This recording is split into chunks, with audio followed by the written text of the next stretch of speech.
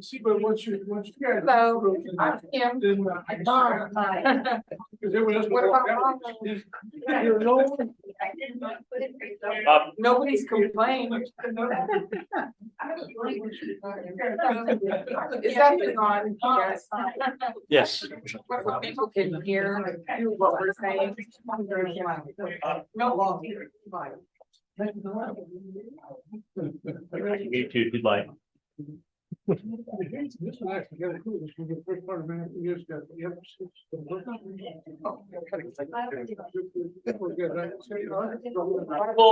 Bibles. Do they have that smaller version? Take a Bible down, pass it around, Bob. Oh, yeah, that's short. What's the name of those?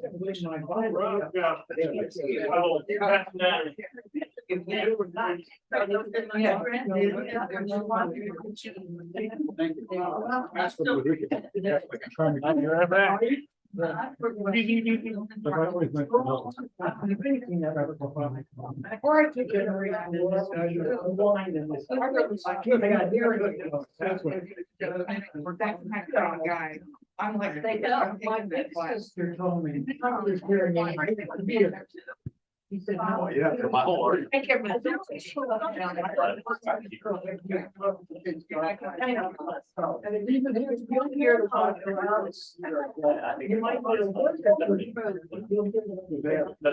Go back to my class. You don't hear both. They wouldn't like that. It would make it.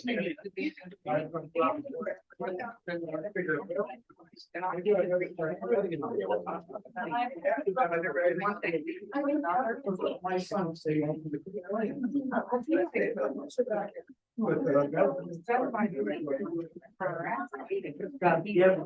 He's trying to change. Take it for granted. It looks like this 2 weeks ago in our market. We've had John. We said, Oh, right. that's like, you know, you got so used to you. Anyway, it is what it is. Hey, I'm glad you're here. I'm glad it's turning you into a biblical scholar. You're finding your way. Yeah. I spent a lot of time in church saying, yeah, they never told me the other thing they can go ahead and then see to contradict the first thing, so I have to go back and read it. I love You ever have any questions? now. Always was feeling sorry for myself. So I met a mother who had 4 children, 16 drugs, car accidents, disease. I wrote it when I did. Will never feel over like my son. No, I know. I got. And now I have. His name is Kevin. He's 9 years old. And he's legal guard. Candy is legal guard. 16 and we have.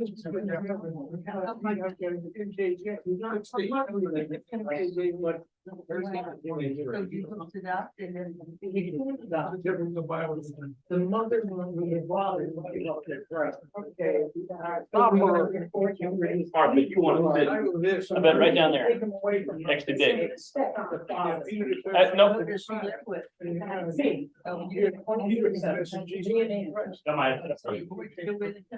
You do that? You're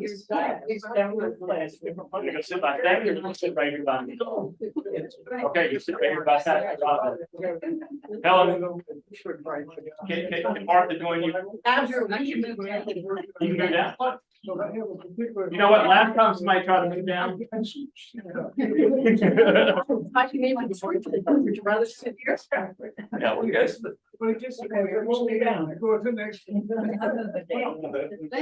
Somebody said move down, and when I can't leave, and they go to the. Police and everybody in there. That's it. Now you better move down by me.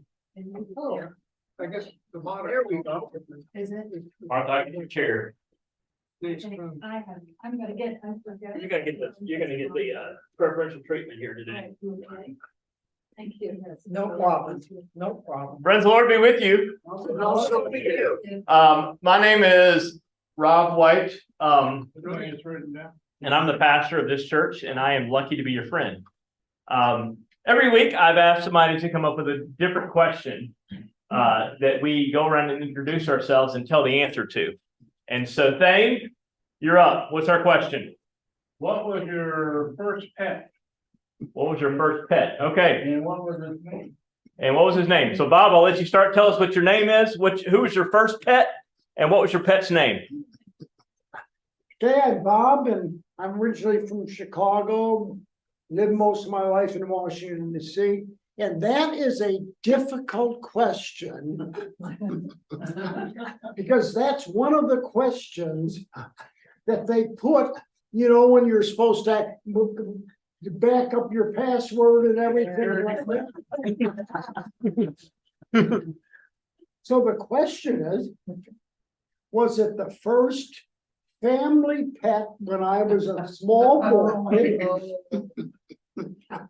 And that was for the family, or was it the first pet that my wife and I got together? Okay, so as I got it, and so I don't ever use that as an answer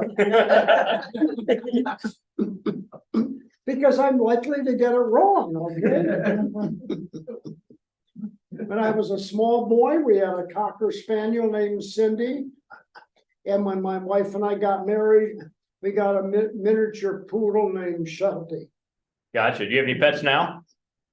No. No pets now. But this guy's in better shape than all of you in the room. Bob, tell them how many marathons have you run, Bob? 75. That's only 75 marathons. And how many countries? Only 3. Only 3 countries he's run. So how many states, Bob? All 50. All 50 states. God bless you. Wow. Bob, when was your most recent marathon? That was the Melbourne one. 2 weeks ago.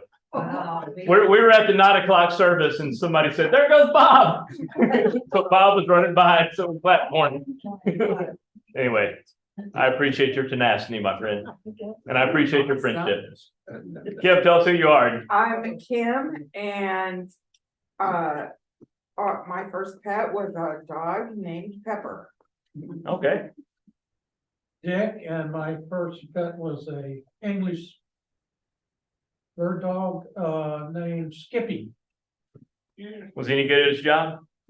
Yeah, he was. Okay. Did he point at you when you did things that got in trouble? Well, he got in the habit of turning over people's garbage cans, so he was not too popular in the neighborhood. Hey, man. Good to see you. Grab your name tag. So the question of the day is, what is your name and what was your first pet? So since you're standing up, we'll let you. My name is Hunter. My first pet was a cat. It had 3 legs, and rightly or wrongly, we named it Stubby. Stubby. I regret it, but Yeah. I'm Lori. My first pet was a little kitten, and her name was Missy. Indeed. I'm gonna pause the new thing and I'm gonna jump back here.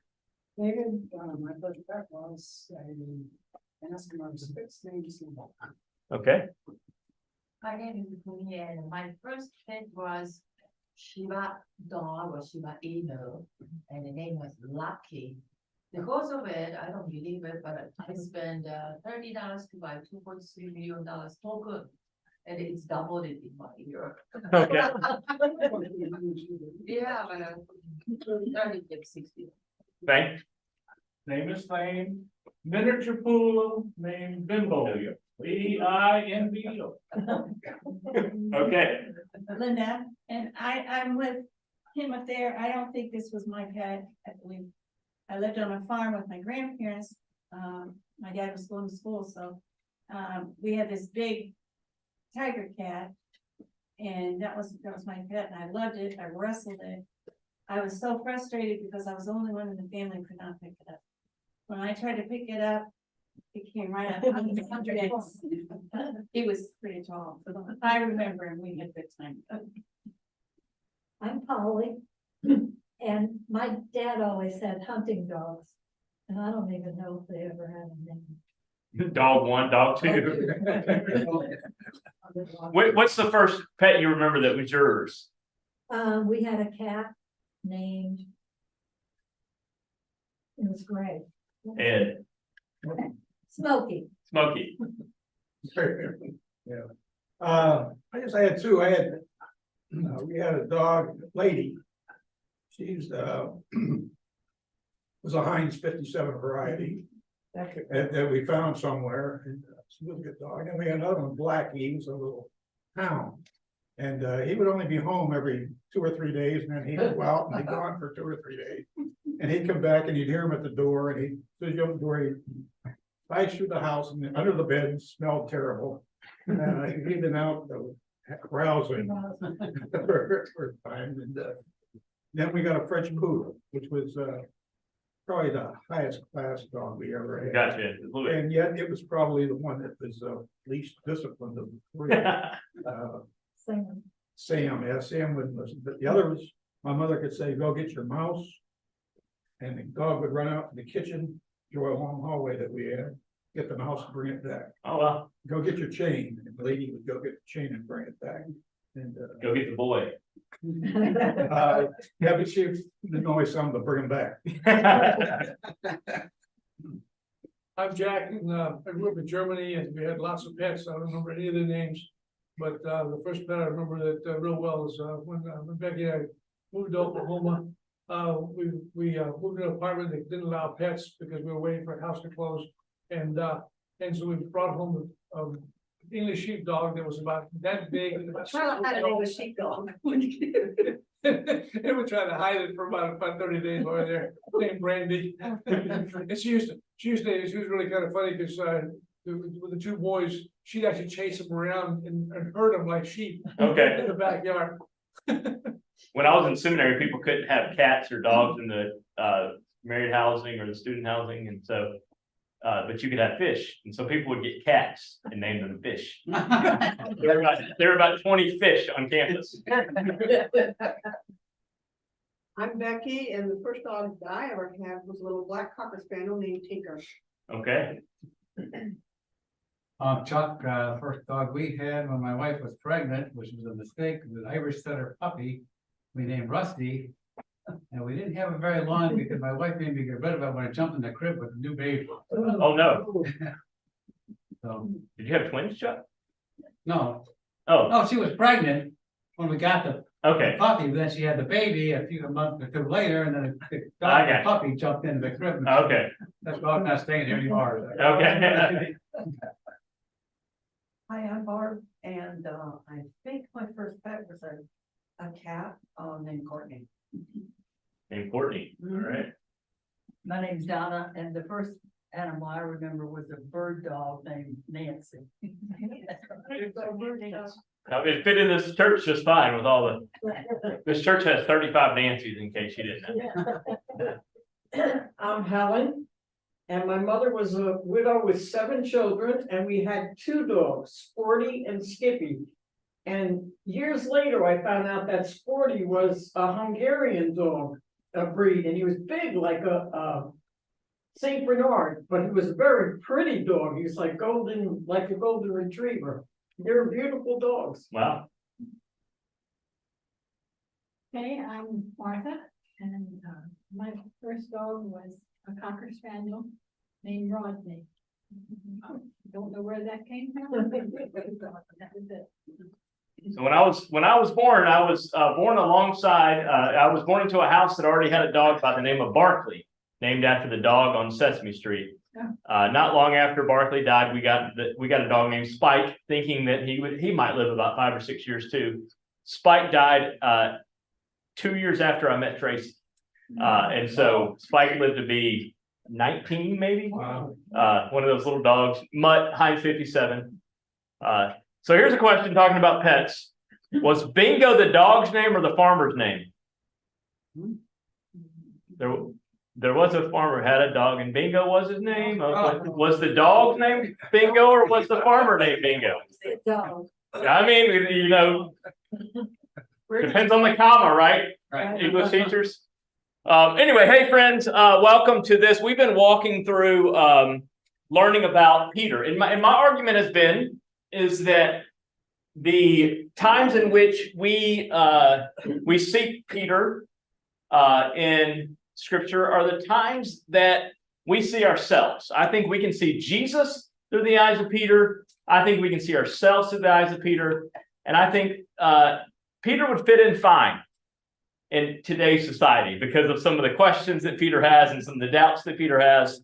And so just want to give kind of a little bit of a recap where we've been. So we don't know Simon as Peter yet. We'll get there today. Peter is actually a name he is called. Peter's not his name. His name is Simon. So we have Simon. And so Jesus went to where he was. He went to where Simon worked and lived. And we argued that day that Jesus meets us where we are. And one of the things we talked about is that we never see Jesus expecting people to come back to his carpenter shop. Right? That's the thing that I love is that we have no idea what Jesus's carpenter shop looked like. We know what the boat looked like that Simon had. We know what the tax booths looked like. We know what the tree that what's his face climbed? Zacchaeus, thank you. Zacchaeus climbed the tree. We know what that tree looks like. We know what type of tree it was. But we don't really know much about where Jesus lived, hung out, really, because Jesus went to people. And we say that there's a lot to be said about the church, and that we always expect people to come to us in order to truly find discipleship. Whereas the truth is, we've got to meet people where they are. That's what I love about our church is we meet people where we are. And we are people that don't expect you to have all the same. We don't have everything together. We're not going to claim to. But we have people from all walks of life that kind of, we meet you where you are spiritually. I'll meet you where you are. If you want to meet me at Starbucks, I like coffee. You want to meet me at a golf course, you know, we'll go where you are, right? And so one of the first things I did when I arrived at this church is people had me at their houses and hosted me. And so I love going to where you were because it means that the church is not just in a building, right? And so we'll get to that in a little bit more. And so Jesus went to the disciples where the disciples were at their most desperate. And I like to argue that Jesus does that for us. The disciples were in a storm. Jesus has just pushed them out in the boat, and there's a storm that comes, and they're scared. And we made a big deal about that because what did most of these disciples do for a living? They're fishermen, and they were still scared of the storm. And so if they were scared of the storm, it meant that it was a big deal. And so Jesus comes walking up to them super early in the morning, and we said that it was dark outside when they did that. Because the darkest of the day is the earliest in the morning, right? And so it's a storm, it's really dark, and Jesus comes to where they are in their most desperate moments. And we said that artistic depictions always show Jesus way out there walking on water, but it was really kind of Jesus came and go, boom. You know, Jesus kind of sneaks up on them, right? Jesus has to come really close to the boat for them to be able to see Jesus. And then Peter asks to step out with him. Into the water, which is the biggest step of faith that we have seen a mortal make really with Jesus. Like, hey, I'm going to step out into this water while it's still storming. No, Jesus didn't still the storm until after Peter and Jesus got back in the boat. And it was only when Peter noticed the storm that he started to sink. And only after she started sinking did he ask for help. And we argued last week that had he started asking for help before he started sinking, because he asked Jesus, can I come to you? Jesus says, come to me. And had he said help before he started sinking, he might not have sunk as soon. But my favorite part was that art piece at the end, which there's an art piece that you could turn at any angle, and it would show Peter sinking. And because we always think that he's sinking down low like this, like the old dance, you know, the dance y'all used to do. And, you know, And so, but really, if you're sinking in a rough storm, really, you're getting tossed and turned. And so this picture had a foot sticking up, which I loved, and a hand reaching for a foot. So anyway, Jesus didn't calm the storm. And we talked about that because Jesus meets us in our most desperate moments. And sometimes it's after we've already started sinking. Sometimes it's in storms that we have no idea where we're going to go next. And so today, we're going to read Matthew 16. But what we need to know about Matthew 16, pull out your Bibles if you have one. If you don't have a Bible, I'll get you one.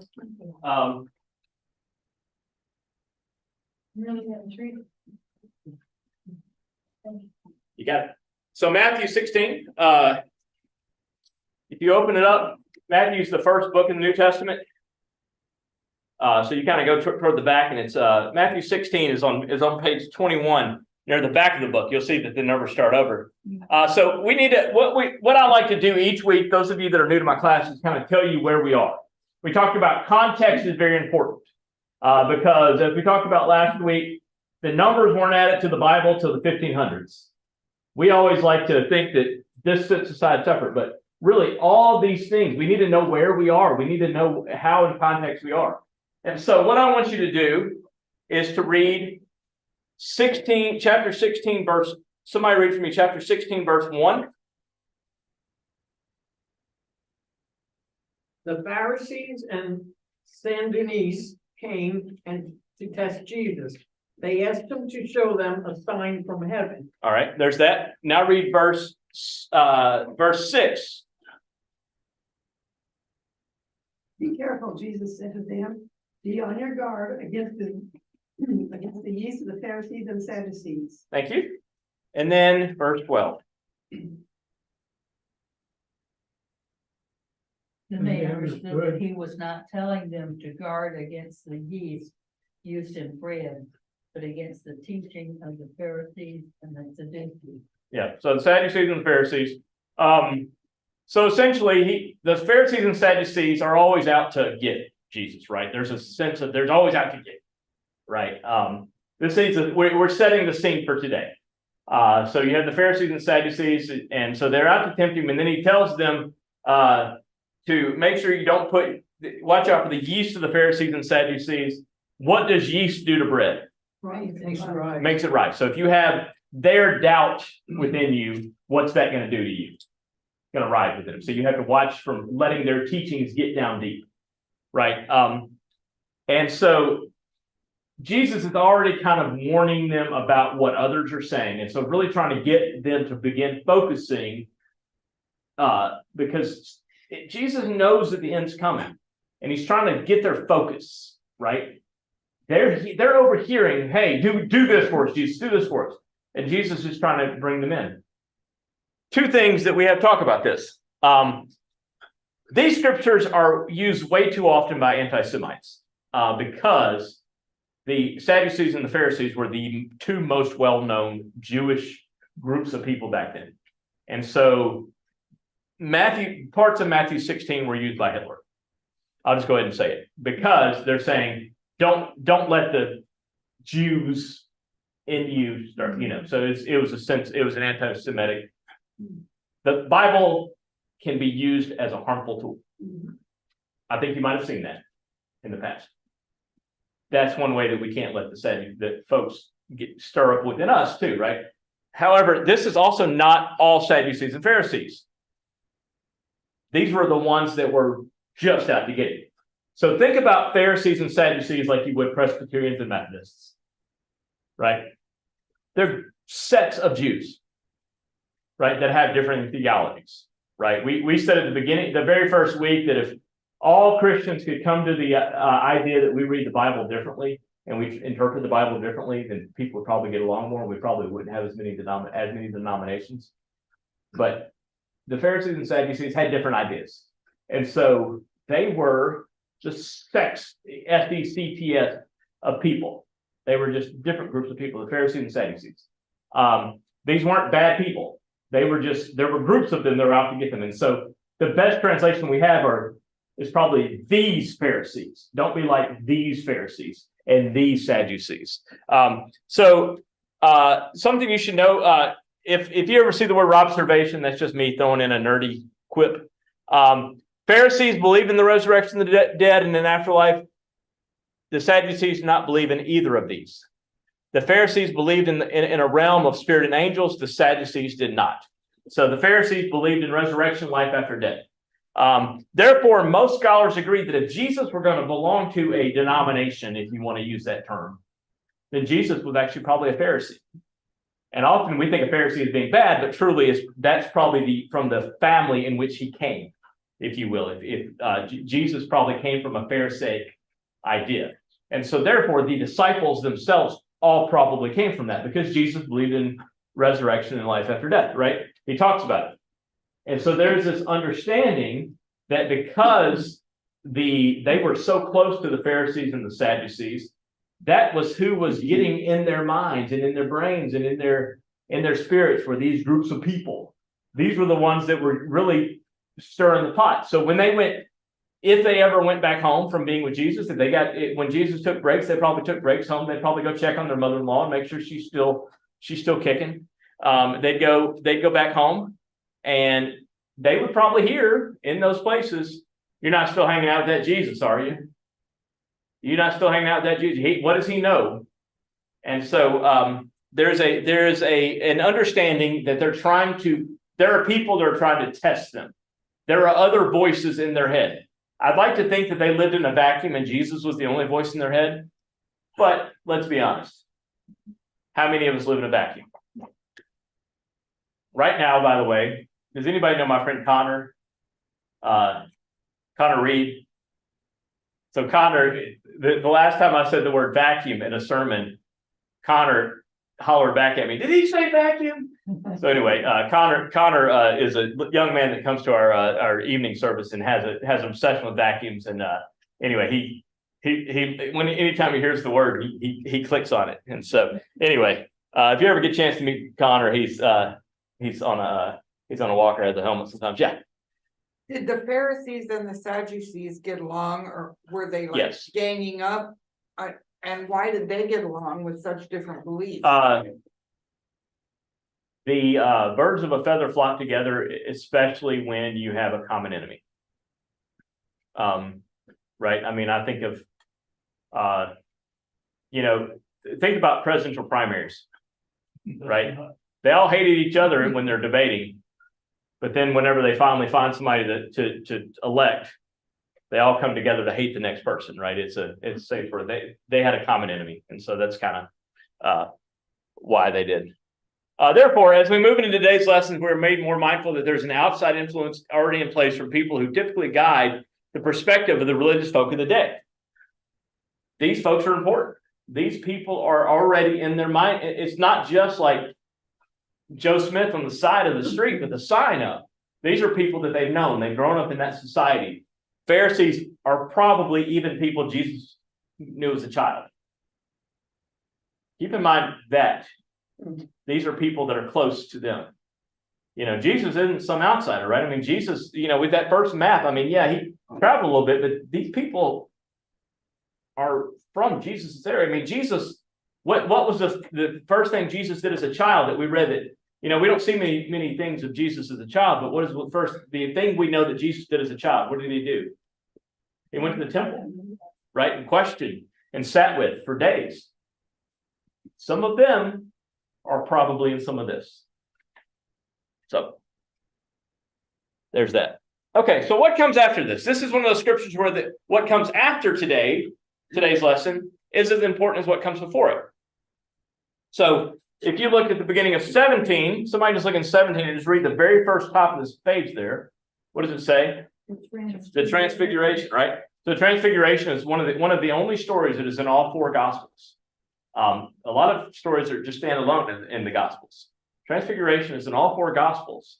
And so Transfiguration is a big deal. This is one of those scriptures that folks need to know. The Transfiguration is that place in which Jesus truly shows the full culmination of what it means to be the Christ, the Messiah, the Anointed One, which is what Peter will call him today. You see, he meets with Moses and he meets with Elijah on that mountaintop. Right? He meets with Elijah and Moses on that mountaintop. Elijah represents the law. Moses represents the law. Elijah represents the prophets. And that space of Jesus having control over law and prophet shows that Jesus is not just the Messiah for the people then and the people to come. It shows a nod to the past as well, right? There's the people had been looking for the Messiah in Moses. In fact, after Moses, the church was always looking for the next Moses. There was always this terminology that we're looking for the next Moses. And then David came along, and then they were looking for the next David, which Jesus is the son of David. But then they had the prophets, the area there of the prophets, and Elijah being the most well-known of the prophets. And so the people would memorize the law, the Torah, and read about Moses, and then they would memorize what the prophets said. And so Elijah really represented those. And so Jesus is on this surreal moment of being with the three of them. And so today's moment is we'll be seeing Elijah here in a second. So the disciples have these people in mind. The Pharisees and the Sadducees had these people in mind as well. And so we're in the kind of the middle of this. We're in the middle of this. So we begin. Somebody read for me verses 13 through 14. You can read off the board. You can read your own translation. You read the Bible in front of you. Now, when Jesus came into the district of Caesarea Philippi, he asked his disciples, "Who do people say that the Son of Man is?" And they said, "Some say John the Baptist, others Elijah, and still others Jeremiah or one of the prophets." There you go. So what do you hear? People don't really know who he is. No, people don't really know who he is. This is what else do you hear? Well, they know he's somebody. They know he's somebody. They don't exactly know what, but. Well, we don't know what body. They know he's somebody. So this is the other word that we could use instead of people would be others. Who do people say I am? So you have this strong influence of the Sadducees and Pharisees trying to trap you. You've got these other people that in their communities of faith are saying, well, he's not really the Messiah. He's something special. He is somebody. You know, he's not Elvis, but he might be Johnny Cash, right? I mean, you know, it's kind of, he might be somebody. But we don't really, is he the one or not? And so others say, and so what we do is we build from previous statements made about other religious folks. Even well-meaning folks are calling him Elijah, John the Baptist, and more. There's not a full picture of who he is yet, right? Folks are seeing something special about him. There's not a full picture because we haven't not yet gotten to the death and resurrection, right? Yes, the book was written after the resurrection. So, and we're reading it 2,000 years later, but there is this area, this section of Jesus is not fully culminated yet, right? There's not this full understanding of the whole picture. We're only in the middle of it, right? It's trying to figure out the end of the novel before the author's done writing it. And so, but we also know this about John the Baptist. We heard this last week. One of the reasons that Jesus needed to be by himself before they walked on the water is because John the Baptist is just what? Died. He's just died. So all of these people are dead. But it also means that JTB is what I like to call him because we're close like that. JTB, John the Baptist. John the Baptist, JTB, you know, that's he's gained popularity and he's being called a prophet. He's getting that popularity, that notoriety among these other great names. I think it's the book of Luke also includes Jeremiah and what they said back to him. So like, yeah, he's John the Baptist, Elijah. Like, I mean, people are putting John the Baptist, who had been this rebel living out off the land, who had been this crazy man out in the wilderness, and now he's been beheaded by Herodias.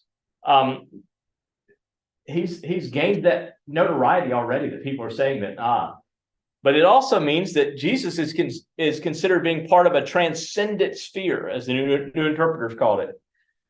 The transcendent sphere. Basically, Jesus is being compared to a bunch of dead guys,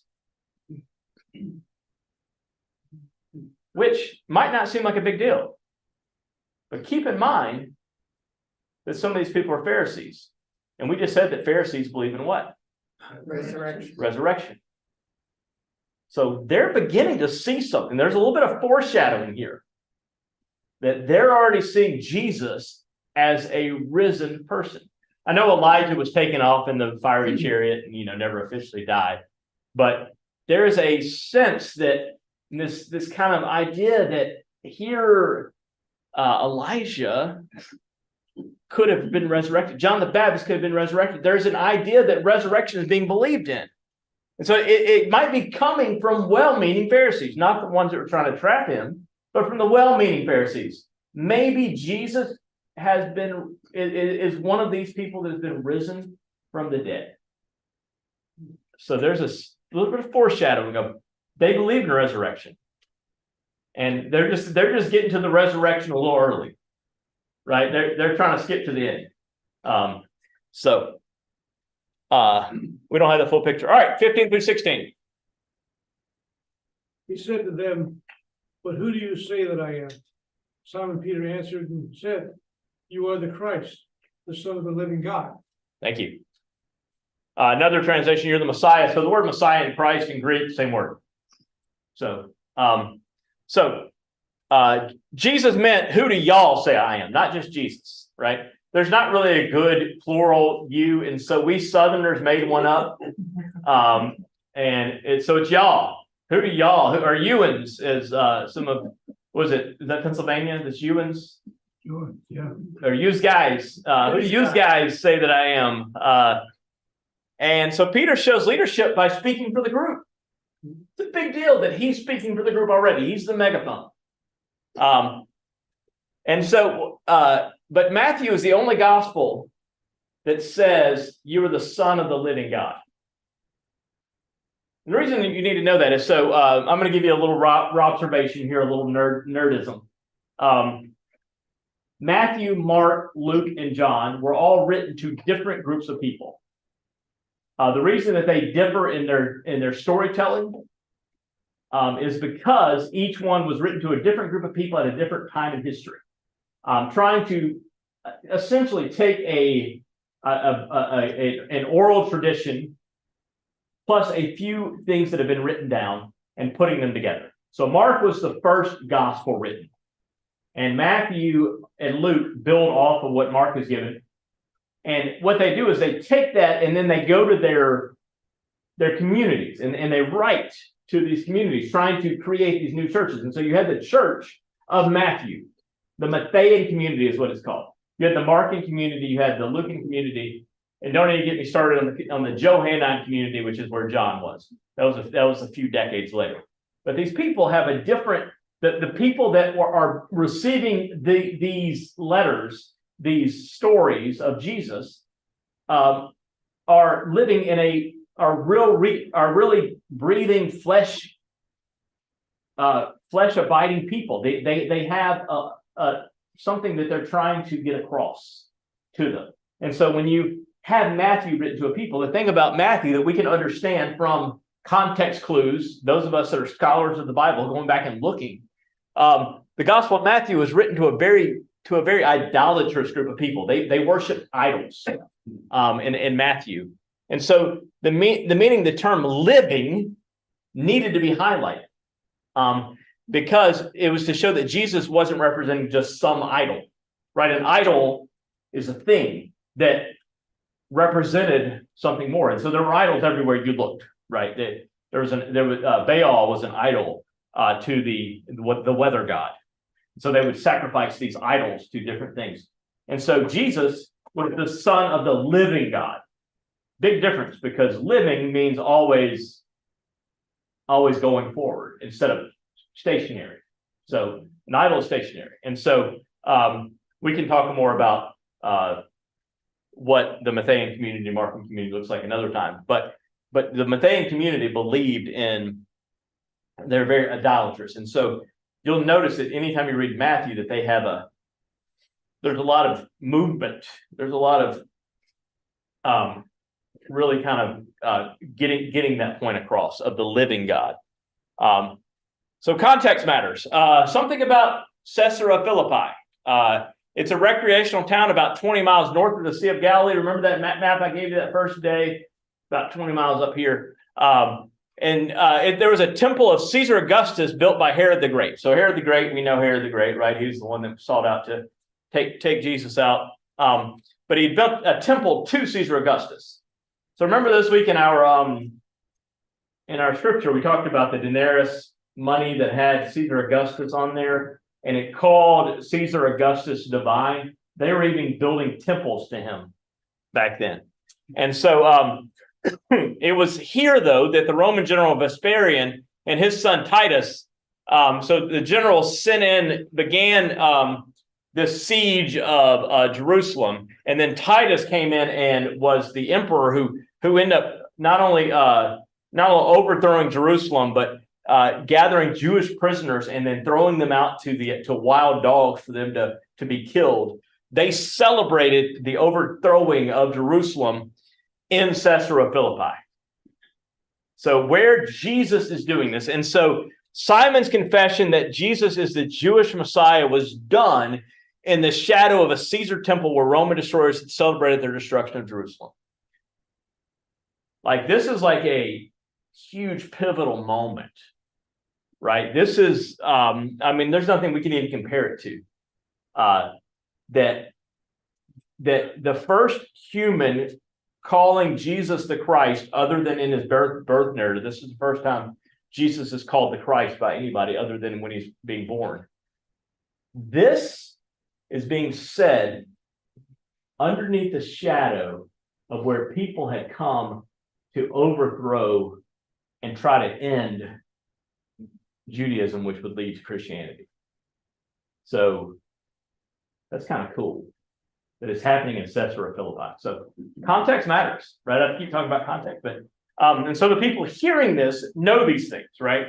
It's like if I came to you and started writing a letter about something that happened today, and I used the word Hiroshima, you all would know what Hiroshima represents, right? If I use the word, Baghdad, right? We all know Baghdad because of, the things that have happened in those places. Pearl Harbor, right? We know these moments in history have happened here. These people know their history. People hearing this letter for the first time know their history. And so it's getting something in their head. All right, somebody read for me. I didn't make it as big on this one. So verses 17 through 19.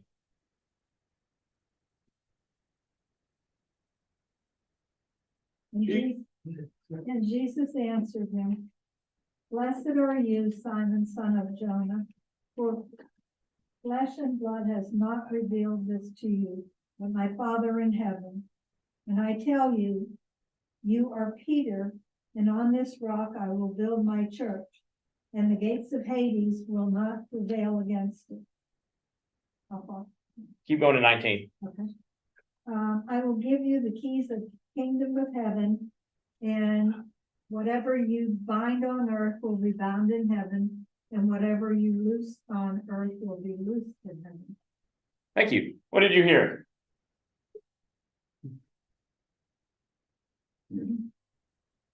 Chose Peter as a leader. He's chosen him as a leader, right? And then verse 18 is the first time he's called Peter. Ah. What else do you notice? He chose him as a leader, because we've seen him step up and lead a few times, right? He was the first one to follow out of that boat. He was the first one to step out of the boat and walk on water. He was the one that asked and who answered the question when Jesus posed it to y'all. He's saying that the church will never fail. I will build my church and the gates of hell will not prevail against it. I don't think he's saying it will never fail, because we're going to see something in a minute about Simon. He's got faith. His faith, yeah. He's saying he's Peter. Do what? He's saying he's Peter. Kind of saying the name. Yeah. Well, in the names, here's what I love about it. This first time that Jesus is called Jesus Christ, and the first time that Simon's called Simon Peter. Just within two. And for history, right? I mean, I used to serve a church that was right next door to St. Peter's Church in Covington, Louisiana. They don't call him St. Simon, do they? I mean, there's St. Simon's Island, which is beautiful. But, you know, very, very rarely do you see him called St. Simon. So Jesus and Simon essentially have a name. I mean, Peter, in a way, gave Jesus that name, in a way, in a human aspect, right? Jesus Christ, the Messiah, the anointed one, the one we've been waiting on, the one that will be, who is our answer, right? And one thing I love about it is that it was not revealed. It was not revealed to you by the flesh, meaning you didn't hear this from somebody.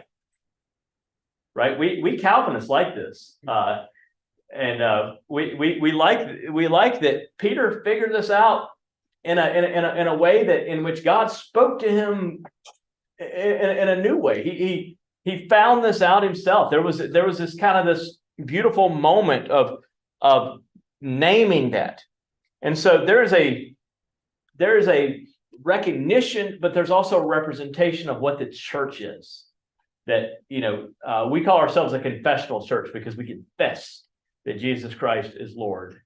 And sometimes we don't always know what that means. We call Jesus Christ, and we don't always know what that means. When we confess for the first time, either through confirmation or baptism or walking that aisle, whatever it is, that moment of faith that we all aspire to, it was not, we don't know all that encompasses, right? Because God is God and we are not. There's this beauty that exists in the mystery. So Peter is essentially saying, I think you're the Christ. I think you're the Christ. And Jesus says, you're right, I am. I'm going to build my rock upon you. And that would be a beautiful narrative if it meant that the church would never mess up. It's also interesting too that when he refers to Hades and the fact that it is basically saying that good will always prevail over evil. Yeah, good will come over evil. Yeah, because that's why I think this is, because it was kind of strange when I first read that. Why is he referring to Hades? Right. Well, what language is this written in originally? Greek. Right? Because the Hellenists are coming in and taking over, right? I mean, and we talked about last week, Peter spoke Aramaic and Greek because he had to work for the government. Having to work for the government as a fisherman, he had to work for the government, so he had to often be one to translate back and forth. And so, being Greek, that's how do we know Hades, right? That's a god in the Greek tradition.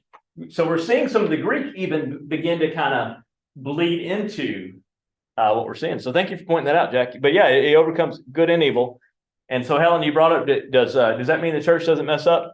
Well, we'll get there. Peter's the foundation. Jesus is the builder. Peter is very much a representation of the church because the church does what? Makes mistakes. Because Peter, at the end of the day, is still a what? Human. Exactly. This is in contrast to the physical location always being considered the church and the temple, right? So up until now, that's a term that I love. Up until now, Jesus, they had always seen the temple as being a physical place that they could go to. Peter being called the church means that the church can now move. The church is now a physical being. And he being that foundation, he's going to be a shifting foundation. But Jesus is the builder. There's a new community of people being born in this very moment. A new community is being born in this very moment. So I listened to a podcast the other day about calendars and about how yeah, it was on leap day, and we talked about different ways in which calendars are measured. And so, ours is based on the Gregorian calendar. Gregory, based it on Jesus's life and tried to, and then like Jordan and maybe Iran have a calendar based on when Muhammad gave the law, and so they're still in like the year 1300 something. And then there's others that anyway, there was one group that at one time they tried to base a calendar based on the beginning of the church, and that began right here. They say it didn't begin at Pentecost, it began right here. So anyway, it's kind of cool to think about different ways in which calendars work, and we still mess up. That's why we had to have a leap day every 4 years, except every 1,000 year. I don't know. There's something I don't know. But this is in contrast to that physical location always being where we worship. All right, verse 20. Then he sternly ordered his disciples not to tell anyone that he was the Messiah. All right. This was an interesting verse. Why? Because he didn't want, because the people wouldn't believe it. Okay. It only been beyond them. They didn't believe a Messiah would ever exist. Right. It was something that was brought up in the Old Testament. Yeah, okay, it's down there somewhere. Right. Okay. Why else? The ammunition for those people that were coming against them. Right. True. Well, they thought others that were written before him. Yeah, there's that. Okay. It's almost like you already knew what was gonna happen. Yeah, maybe. Well, it seems like, Peter had an aha moment, where you are the Messiah. Maybe that's what he wanted his other followers to have, that deep. Right. Maybe. I think there's times that I made the mistake of I was leaving a youth group, but they gave me a chance to kind of put people in charge of who would be doing stuff. And there was somebody that was kind of a newer believer who was like really on fire for Jesus in that moment. And they were super excited. But then that fizzled out so quickly. And they weren't able to do the job that I asked them to do because it was kind of like they didn't have that excitement that they once had. It was almost like a sense of, all right, step down off the mountain for a second. Let's get real for a minute. And, I think there's a sense of awe that I think exists there. So I don't ask you a question without also have some answers. So some historians say it's up to Jesus to reveal himself to others as the Messiah post-Easter, right? Easter hasn't happened yet. And so some historians are saying, well, this whole picture is not there yet. And so I can't truly show people I'm the Christ until they see me, right? It's going to be up to the church in Acts to really enact, see what I did there, to really enact that opportunity. Some say it's because they weren't yet recognizing what they were saying and could not truly represent this message to others. I might have preached on that because there's if you say that if you say one thing and then turn around and kind of forget about it the next minute, which we're going to find out in a minute that Peter did, then you move into this space of uncertainty, right? I think Peter really believed he's the Christ, but I don't think he truly knew what it meant because he didn't have the full picture yet, right? We don't have the full picture. Some say it's because Jesus didn't want more attention. We kind of talked about, Jesus might have been an introvert. He liked to get away. He didn't want all that attention just yet. Some say it's because Jesus wanted to protect, there's that again, the disciples since he knew what would happen. And some say that this might be why Peter denied Jesus later. Don't tell them that I'm the Messiah. So when later on you're going to deny me. There's some scholars, I'm not agreeing with this, but I'm playing devil's advocate here, that say that Jesus said, don't tell anybody yet. And so when they corner Peter and say, aren't you the one that follows Jesus, the Messiah? He's like, I don't know. No, I don't know. So there's kind of that fun way to play with it. But there is a question there of why he said that, but there's also different reasons why. And I don't think that any of them are more right, nor are they more wrong than the other. There is an idea that, yet again, we don't have the full picture of who Jesus was going to become because we don't have the resurrection. Jesus can say this, but we did not, in the middle of this journey, we did not yet know that Jesus is going to be resurrected. And so the truth, you can't handle the truth. All right, so let's read verse 21 through 23. From that time, Jesus began to show to his disciples that he must go to Jerusalem and to suffer many things from the elders and the chief priests and scribes, and be killed, and be raised the third day. Then Peter took him aside and began to rebuke him, saying, "Far be it from you, Lord, this shall not happen to you." Go, keep going. But he turned and said to Peter, "Get behind me, Satan. You are an offense to me, for you are not mindful of the things of God, but the things of men." Right? Not on divine things, but on human things. Okay, what did you hear? Kim, are you mad at Peter yet? No comment. No comment. What are you hearing? Peter's disagreeing with the revelation that Jesus just put out. He said that I'm going to be killed. Right. And he said, "No, it's not going to happen." Then Jesus turned around and said, "Well, then, you're disagreeing with me. You must not follow me." Right. Let's remember what he just said in verse 20. Don't tell anybody that I'm the Messiah, because clearly you don't get it. Clearly you don't get it. Because in order to be the Messiah, in order to be the Christ, I've got to undergo great suffering at the hands of the elders and chief priests and scribes. What don't we see here? The followers, his followers, didn't really understand that a Messiah could ever be killed. Right? That was a big thing, was that they didn't believe it. Yeah, because everybody else that Becky just talked about, that they said that he was, they were already dead, right? But also notice that we don't have anybody from the government involved yet. And who was just talking and questioning Jesus? People from the church, right? It's the church. And so there's a lot to be said about that.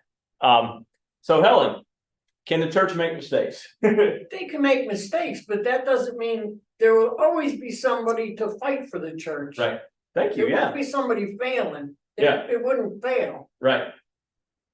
And so that's why I think Peter is such a perfect example of all of us, is the church. Because we ourselves hear what God wants us to do at times. And then say what? We get an understanding of what God wants us to do, and then sometimes it's not necessarily always what we want. But it also means that it is hard for us to accept that God is bigger than this moment right now. Because Peter didn't want Jesus to suffer, right? Peter didn't want Jesus to suffer. It's part of being the Messiah. It's part of being the Messiah. This is what I do. I'm the Messiah. I know I have to do these things. But Peter's response has been seen as a wrong idea of Messiahship and Christship, right? I mean, a Messiah would never die, right, Jack? You're too powerful. We will defend your title and honor. I have just named you as my Christ, and I'm going to defend my Christ. No matter what. I'm going to defend that title, right? There's a sense of honor that exists in that, right? I mean, think about in the name of the Queen, right, that we used to have, in the name of something. Anytime you do something in the name of something, right, you're defending the honor of, right?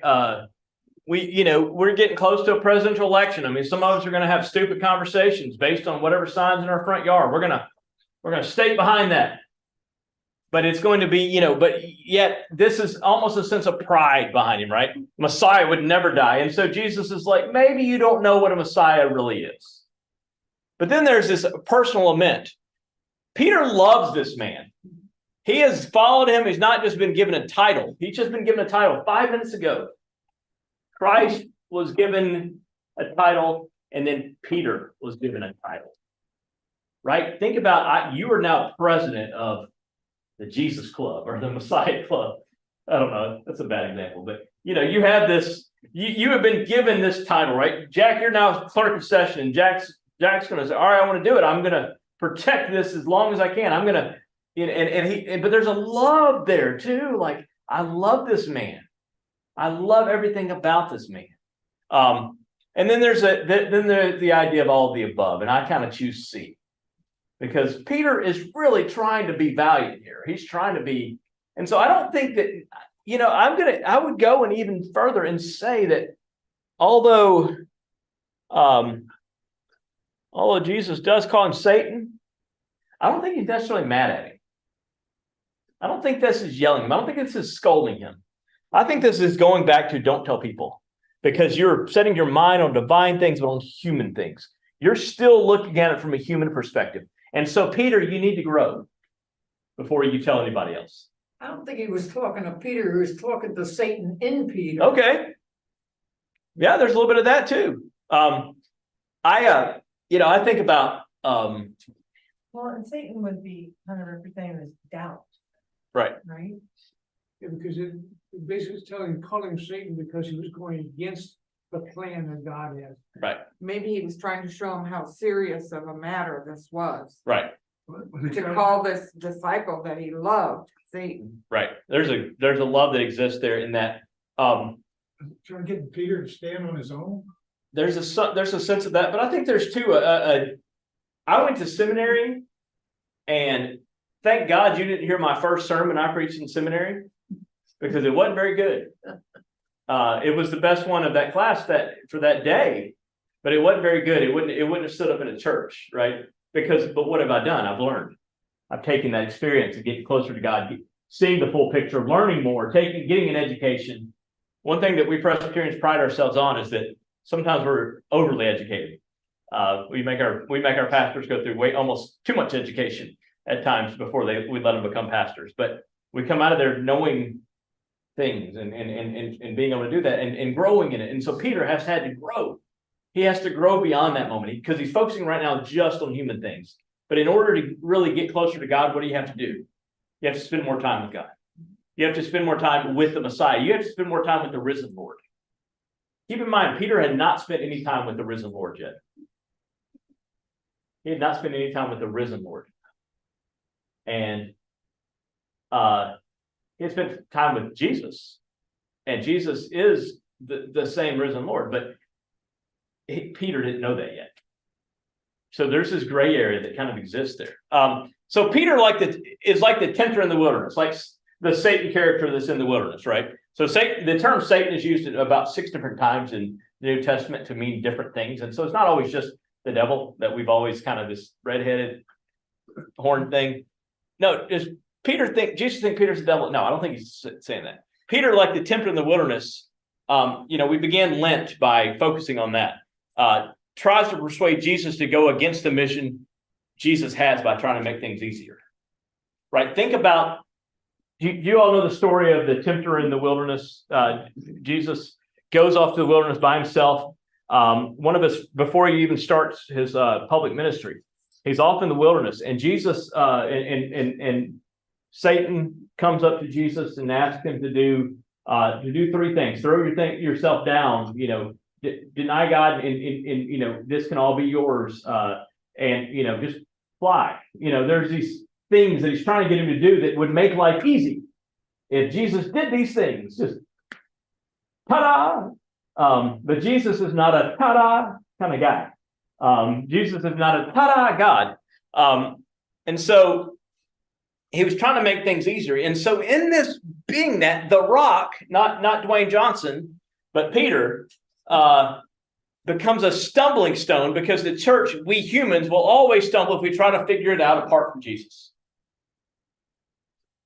If anybody else walked up to Peter at that moment that was not Jesus, they would stumble. They would not truly find out what it meant to follow Jesus Christ. if you follow Peter just in that moment. Because he didn't have the full story. It's about having the full story. And so we too will become the physical manifestations of Jesus' mission in the world as the church. And we too, if we try to figure things out apart from Jesus, right? How do we start every session meeting? With prayer. How do we end every session meeting? With prayer. There might be some tension moments in the middle, but at the end of the day, we rely on Jesus to help us make the right decisions for this church and for the mission of God. You begin with prayer, you end with prayer. There is a sense of turning it over to God. There's that famous sign, let go, let God, right?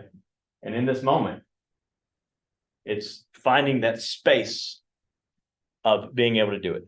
All right, our art of the day, what do you see? I need to make it bigger? What if I can? What do you see?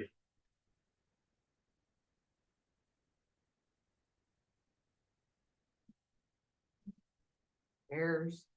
Chairs, you see chairs, okay. So this is obviously Jesus and Peter, right? What is one thing that we need to notice as Europeans? Jesus is not what? Jesus is not white, right? We are so used to seeing Jesus as white. Guess what Jesus wasn't? Jesus was a Middle Eastern, right? Not too many white folk down there. I would tell you there was a church that I worked at that I showed a picture of Jesus Asian one week and Jesus is black the next week. And oh my gosh, they got so mad. Don't get mad at me for showing you Jesus in a different race because we don't have no idea what Jesus looks like. So Jesus is black in this picture. So it is it gives a different perspective than what we're used to, right? We're so used to an Anglo-Saxon understanding of Jesus. But he has this visual of Jesus, right? And so let me read what Lauren Wright Pittman, the artist, says. I don't know if this was a moment of clarity for Peter, if he was regurgitating the answer he thought Jesus wanted to hear, or if he was trying to convince himself that dropping everything and following this man was worth it. But I imagine this was a breakthrough for Peter. I wanted to capture this as a moment of seeing and being seen. Jesus sees him as more than Simon, a fisherman and a son of Jonah, and renames him Peter, the blessed foundation through which his ministry would take root and continue to grow. Jesus sees Peter through the eyes of God. So you have this kind of, right, the visuals going that way. Peter sees Jesus as more than teacher and companion. He sees through the veil of confusion concerning Jesus' identity. He doesn't see him as the reincarnation of a former prophet or another contemporary baptizer pointing the way. He names Jesus as the anointed one, the one his people have so desperately longed for. Peter proclaims Jesus as Messiah and the Son of the living God. In this image, I wanted to create a kaleidoscope of perception, imagining the ways Jesus is perceived in the context of this passage, like light broken down into a myriad of shapes and colors. In the gold rays of light, Jesus' form is obscured by the metallic shine of God's glory. In the gray and earth tone ray, he is seen in monochrome, right here. Each of the earth tone rays holds a pattern on Jesus' clothing, which represents a misunderstanding of who Jesus is. Starting on the left, honey and locusts. And baptismal waters, maybe that's here. Honey and water and baptismal waters misidentified him as John the Baptist. So can y'all see that? Right, so water, locusts, Could you step aside just a little bit? What? Your body's in the way. My body's in the way. Let's see. Within the next ray to the right, ravens, an empty chair, and fires from the heavens misidentify him as. Who do we leave a chair for? Elijah. Right? So that's where you see the chairs, right? So people misidentify him as Elijah. So people misidentify him as John the Baptist and Elijah On the right, scales of justice and plants being uprooted and planted, misidentified as Jeremiah, which is from another one of the Gospels. Through the middle of the image, there's a ray of light where the image comes in a full color that holds the moment of clarity where Jesus and Peter truly see one another. In this ray, Peter's clothing holds symbols of his new identity. A rock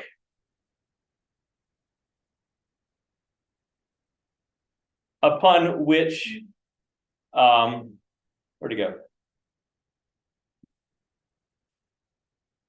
A rock upon which the church will be built, and keys to the kingdom.